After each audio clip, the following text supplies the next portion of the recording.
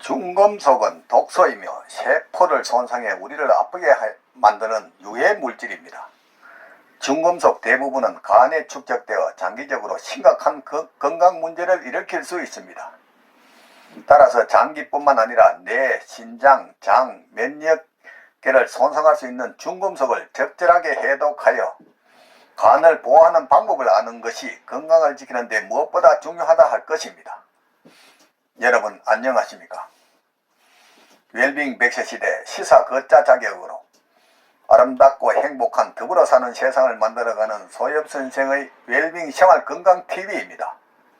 이 영상은 세계 유수의 양심적인 의사들의 연구 논문을 바탕으로 소금은 생명의 시작이고 걷기는 행복의 원천이다 라는 건강보고서를 펴낸 저자가 참된 건강은 우리 몸속 100명의 의사, 즉 NK세포를 활용한 면역력 증강에 있음을 많은 이웃과 나누고자 하는 사회공헌 방송입니다.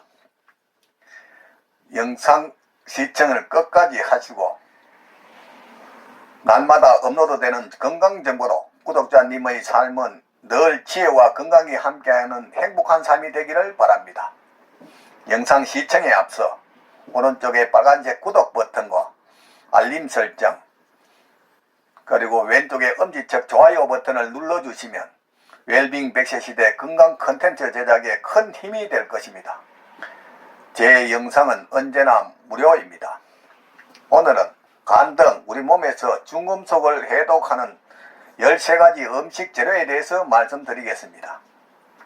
수돗물을 마시거나 농약이 들어간 음식을 먹으면 우리 몸에 중금속이 축적되는 것은 뻔한 일입니다. 이렇게 축적된 중금속은 건강에 아주 해로운 것은 당연하다 할 것입니다. 그럼 우리 몸에 축적되는 중금속에는 어떤 것들이 있을까요? 어떤 중금속이 우리 몸에 축적되는지 알게 되면 아마 깜짝 놀랄 것입니다. 가끔은 건강생활 습관을 영유하려는 노력에도 불구하고 우리는 여러 방법으로 독소를 흡수하게 됩니다. 도시의 오염, 우리가 마시는 물, 많은 음식에서 발견되는 화학 성분들이 우리를 아프게 하는 주요 요소들입니다. 그 밖에 가능한 중금속의 근원들은 다음과 같습니다. 첫 번째 예로 들 것은 비소입니다. 비소는 우리 몸에 제일 해로운 물질입니다. 어디에 비소가 가장 많이 함유되어 있는지 아십니까?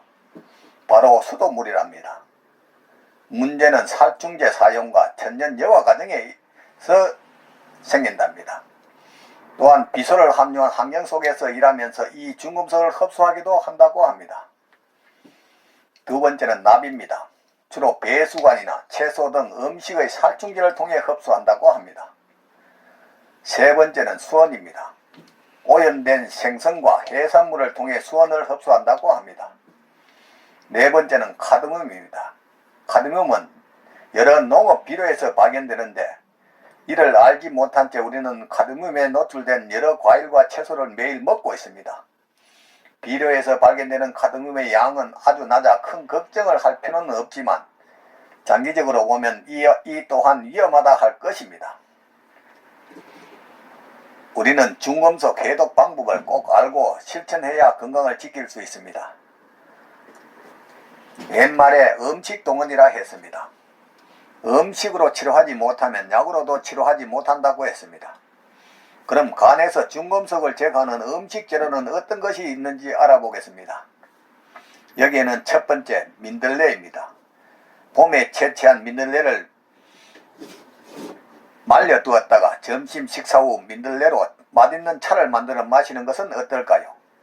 우리 몸을 해독해주는 최고의 식물 중에 하나라고 합니다. 두 번째는 스피루리나 등 엽록소입니다.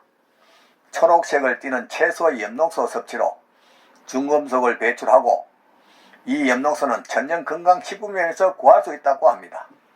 간을 돌보고 해독하는 훌륭한 천연 자원이자 면역계통을 강화하는 역할을 한다고 합니다. 세 번째는 자몽과 오렌지 주스입니다. 이는 아주 훌륭한 비타민C의 조합으로 납을 해독하는 과정을 돕는데 매일 아침 자몽이나 오렌지 주스를 마시면 상쾌한 하루를 맞이할 수 있다고 합니다. 네 번째는 현미, 잡곡, 기리, 율무 등 통곡물입니다. 아연이 풍부해 건강에 좋은 또 하나의 시리얼 종류입니다. 맛이 좋고 수원 등 중금속 해독에도 도움이 된다고 합니다. 다섯 번째는 복숭아입니다. 가즙이 많고 맛있는 과일인 복숭아는 비타민과 무기질이 천연보고로 중금속을 제거하기에 적합하다고 합니다. 여섯 번째, 브로콜리입니다. 브로콜리는 간을 해독할 수 있는 최고의 채소라는 사실을 기억해야 할 것입니다. 하지만 살충제 없이 자라난 유기농 브로콜리를 골라야 하며 끓는 물에 살짝 데쳐 먹는 것이 영양 파괴가 적다고 합니다. 생시금치입니다. 시금치는 엽록소가 아주 풍부해 생으로 먹을 때 영양소를 더욱 풍부하게 섭취할 수 있다고 합니다. 시금치를 푹 삶아 먹으면 시금치 속의 수산 성분과 칼슘의 조합으로 결석이 생긴다고 합니다. 또한 혈관의 석회화 현상과 죽상동맥경화증의 원인이 된다고 하니 생시금치를 갈아 먹는 방법을 고려해 보심이 어떨까 권해봅니다. 여덟 번째는 브라질 너트입니다. 무엇보다 브라질 너트는 아주 맛이 있습니다. 아연과 셀레늄 또한 풍부해 중금속 제거에 이상적이라고 합니다. 아홉 번째는 양파입니다. 양파에는 알루미늄 등의 중금속을 중성화하는 성분인 인이 풍부하다는 점을 기억하고 많이 섭취해야 할 것입니다. 열 번째는 미역입니다. 미역 등 해조류에 많은 크롤렐라는 단백질, 지방, 미네랄, 비타민 등을 함유해 다이옥신, 카드뮴, 납 등 중금속을 몸 밖으로 배출시키는 데 효과적이라고 합니다. 11번째는 녹차입니다. 녹차의 탄닌 성분은 중금속이 몸 안에 쌓이는 것을 억제하고 카테킨 성분도 중금속의 유입을 막는 데 효능이 있다고 합니다. 이런 식품들과 함께 매일 물 8컵 정도를 마시면 중금속 배출뿐만 아니라 체중 조절에도 도움을 받을 수 있다고 합니다. 12번째는 마늘입니다. 마늘은 알리신이 풍부한 음식인데 살림욕 할 때 나오는 피톤치드의 일종인 알리신은 뛰어난 살균 작용으로 수원 등 중금속이나 노폐물이 몸 안에 쌓이는 것을 막아준다고 합니다. 면역력에 좋은 아연이 많은 것도 마늘의 장점이라고 합니다. 13번째는 죽염 또는 오래된 천일염을 볶아 중금속을 제거한 후 섭취하면 산성화된 체질을 알칼리화하는 최고의 물질이며 중금속 흡착 성질이 강해 몸속 중금속을 흡착 배출하는 최고의 선물이자 영양이라 할 것입니다. 우리 몸이 특별히 아픈 곳이 없는데도 활기가 없거나 몸이 무겁고 피곤하다면 몸속에 쌓인 중금속 독소 때문에 아닌가 생각해 볼 필요가 있습니다. 중금속 배출은 몸속에 오랫동안 쌓인 것을 뿜어내는 것이므로 쉬운 일은 아닐 것입니다. 그리고 문제는 실천입니다. 생활 속에서 꾸준히 관심을 두고 최소 3개월 이상 시행을 해야 효과가 있다고 합니다. 지금까지 간 등 우리 몸에서 중금속을 제거하는 13가지 음식 재료에 대해서 말씀드렸습니다. 삶에 쫓겨 방치하다시피 한 몸, 병이 와서 소문난 병원이나 유명한 의사가 내 병을 고쳐줄 것이라 방황하지 말고 미리 내 몸 안에 100명의 의사를 활용한 자연치유력으로 천하보다 소중한 내 생명 건강을 지켜나가시기 바랍니다. 부모, 형제나 친구, 심지어 의사 등 그 누구도 대신 아파주거나 책임져 주지 않습니다.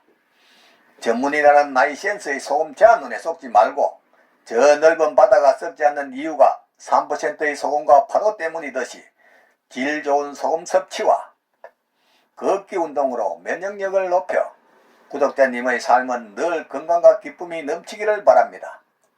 오늘은 보람찬 하루였습니다. 내일은 더욱 멋지고 행복한 날이 될 것입니다.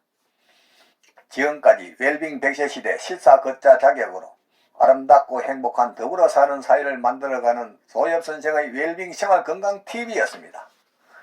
다음에는 위를 포함한 포화기관의 염증과 암치레 특효약인 투젓에 대해 방송하겠습니다. 많은 시청과 이웃에게 권하는 관심과 응원을 부탁드립니다.